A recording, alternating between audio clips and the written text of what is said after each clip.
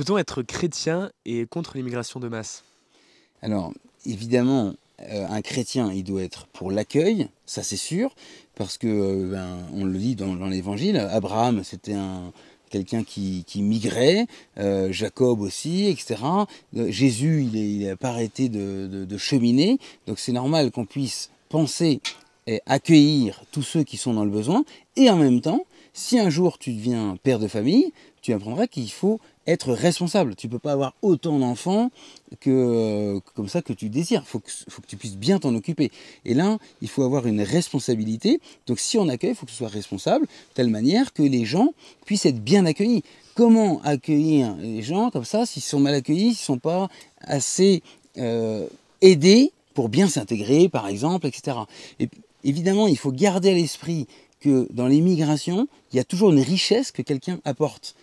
Il ne faut pas voir ça comme un danger d'abord, c'est d'abord une richesse. Et dans l'histoire, il y a toujours une fécondation, des cultures, une vraie richesse. Et en même temps, il faut aujourd'hui se dire peut-être qu'il faut vérifier si on peut être responsable et penser aussi que ceux qui migrent, souvent, ils sont un peu obligés à cause du bazar qu'il y a dans leur pays que souvent nous-mêmes on a mis.